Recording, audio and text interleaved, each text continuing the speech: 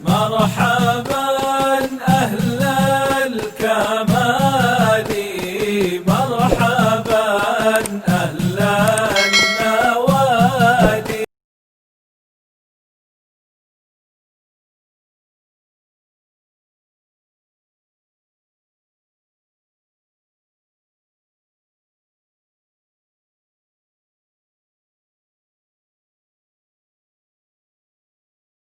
Jadi bingung zaman sekarang mah. Seperti halnya bid'ah.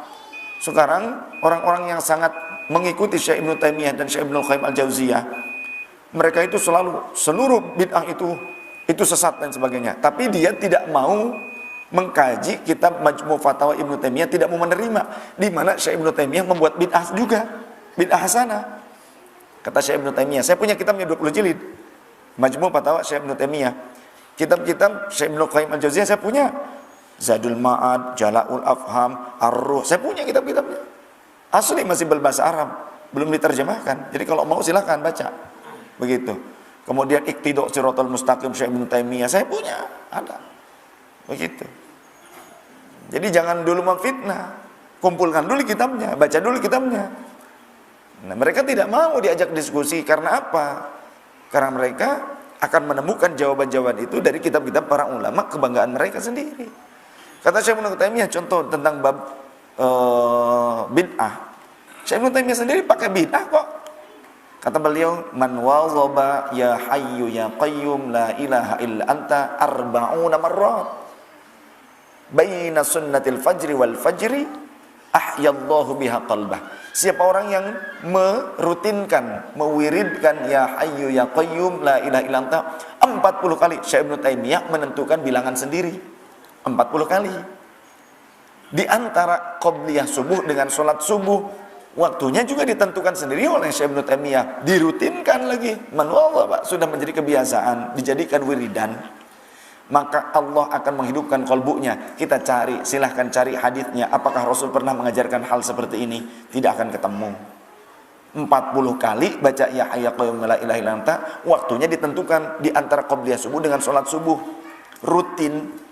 Gak akan ketemu hadisnya. Ini pure, ini bid'ah hasanah Syekh Ibnu Taimiyah. Kemudian Imam Al-Bazzar meriwayatkan juga bahwa Syekh Ibnu Taimiyah itu kalau ba'da sholat subuh, beliau menghadap ke arah jamaah, beliau akan berzikir dan berdoa bersama jamaah. Kemudian setelah itu beliau akan menghadap ke arah kiblat, beliau mendudukanku di samping kanan beliau. Karena Imam Al-Bazzar seorang ulama yang pada saat itu ngikut mondok juga di situ. Sudah, oh ya, namanya ulama tapi masih mondok juga. Tabarrukan bahasanya. Ya. Beliau mengetahui, Syekh Ibnu Taimiyah mengetahui Imam Al-Bazzar ini ulama ahli hadis, maka dimuliakan dengan cara apa? Didudukannya di samping beliau setelah doa.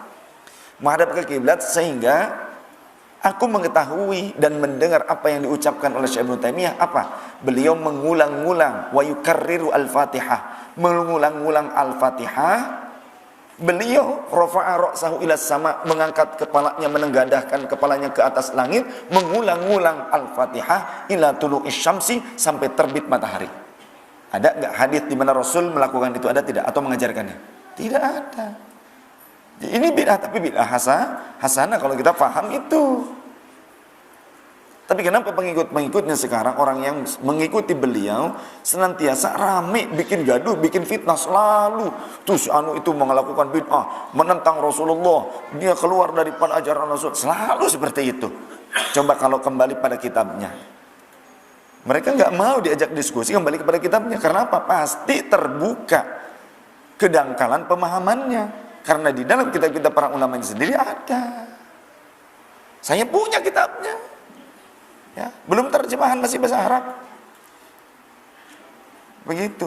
Dibuatlah fitnah. Oh, si fulan mah nggak bisa baca kitab. Begitu. Padahal punya kitabnya.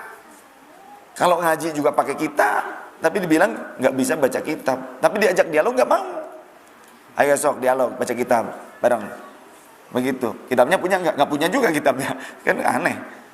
Itu. Jadi hanya bisa memfitnah doang. Fitnahnya di mana? Kebanyakan di media sosial. Berkicaunya itu kebanyakan mampunya di media sosial, beraninya. Kalau diajak bertemu langsung tidak mau. Kenapa? Takut ketahuan. Ketahuan apanya? Ketahuan tidak faham. Karena kitabnya pun nggak punya. Kan begitu. Bagaimana bisa paham, kitabnya aja nggak punya? Sekalinya punya, hayo kalau memang antum faham. Oh kan sarjana Timur Tengah lain sebagainya. Oke, kita tidak Timur Tengah, kita Timur doang tanpa tengah. Tapi kumpulkan kitabnya, ayo kita diskusi. Tidak mau juga, kenapa? Karena akan terbongkar kebohongannya. Karena di dalam kitab-kitab tersebut ada. Makanya mereka kalau diajak dialog nggak mau, pasti ngeles dengan satu dalil. Agama itu bukan untuk diperdebatkan, tapi lebih dulu sering kali menyalahkan orang lain, senangnya ngedebat orang lain. Kalau diajak dialog ilmiah tidak mau, kenapa? Takut terbongkar kebohongan.